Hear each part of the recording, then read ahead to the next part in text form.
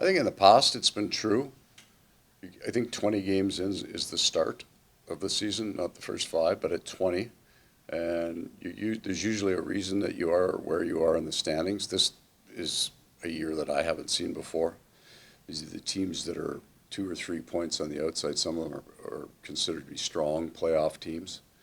And then the lead dog isn't 12 points ahead of the eighth place team. So this is very, very compact because all those rebuilds now are coming into strength, and there's still some good, strong teams. So I don't think that the mark tells you if you're a point out of the playoffs right now, you're not out of the playoffs, because we are, and we're probably only 3 or 4 points out of first place. And we've certainly had our challenges here. Each team will go through it.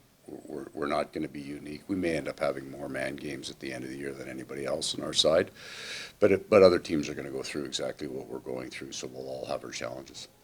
Over the last week and a half, you guys won a couple of games by scoring 8 goals. Yeah. You beat Jersey in a 1-0 shutout. Do you feel like there's been an adaptability to kind of the style you need to use to win games? How are you winning in different ways? Certainly different style of opponent. So Jersey is the last Eastern Conference opponent in that. The rest of them, it's a completely different style of offensive game. We put as much offense up in the Edmonton game as we did in the other two. We didn't hit the net on a whole bunch of stuff, and some things didn't go for us. But it won't look like that against Philly if we just, why can't you just score 8 every night? Well, the way they play is going to minimize some of our chances, and then we just have to mentally be comfortable with that. We were in the Jersey game. It was a tight, well-played game. Both goalies were really good. The offense that was generated was honest. There was no cheat by either team. I expect to see that here tonight. Right? Our challenge is, well, how do you play when you come off 8? You can't go into this game.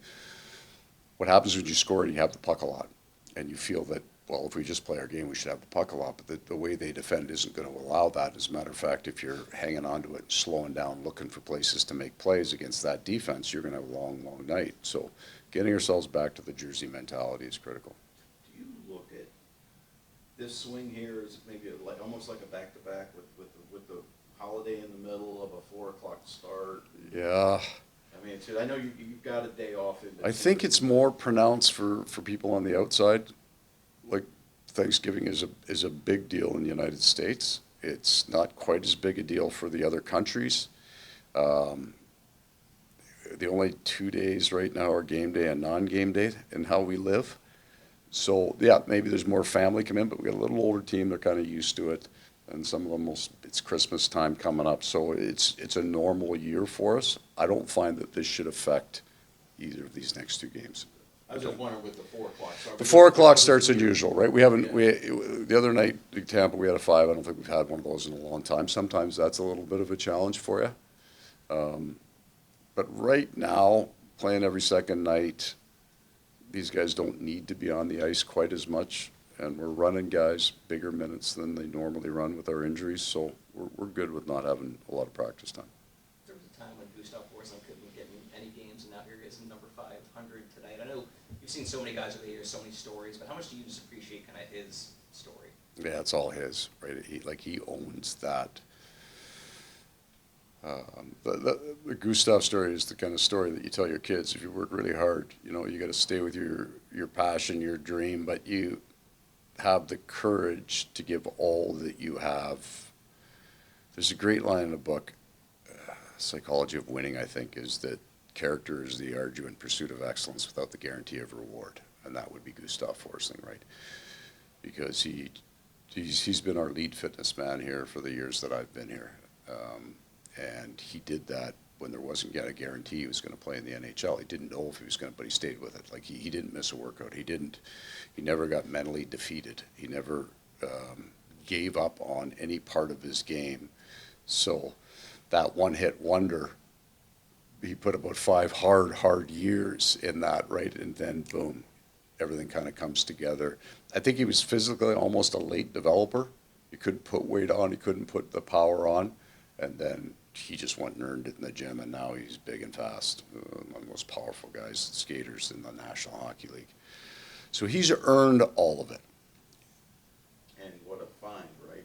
Pull him off waivers Yeah. with COVID and everything, taxi squads and all that. I mean, maybe hasn't happened, but it Right. just does. I think eventually it does. I think a whole bunch of good things happen too, as he hit the right team at the right place. But I'm pretty sure, I think when we were in Winnipeg, we put a claim on him too. I think there's a bunch of teams that were on to the fact that he could do some good things. I don't think anybody predicted. I think his game has shifted. Like he's probably got 11 points, right? Jonesy's got about 12. Jones is on every power play. I mean, the only reason that he's not on a power play is we need to conserve him. It's just how hard he plays the minutes that he plays. But that was probably what he was selling early in his career at 21, 22. A fairly skilled guy, could shoot the puck a little bit. And now what he's selling is he's, for me, the best shutdown defenseman in the league against elite skill. If you get the McDavids and Kucherovs of the world, you need a certain style of player, and that's Gus Forsling. Matthew Tkachuk on his podcast, just telling everyone he's back out there on the ice. Just what have you seen? What are the initial reports? Does everything kind of feel still Yeah, he hit the ice twice before he went back up to see last week, before he went back up to see the doctor. What I'll tell you is on an on-off schedule now. Skate 1, stays off, trains just to keep the soreness out. He'll stay on that until he hits certain markers that he's got enough power and strength, and then we'll put him on 2, 1 off, on 2, 1 off. He's still quite a ways away. But he's back on the ice, and he wasn't 2 weeks ago, so we're taking it.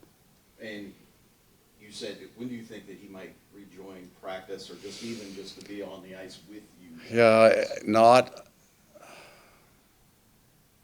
not until he can go almost at full tilt.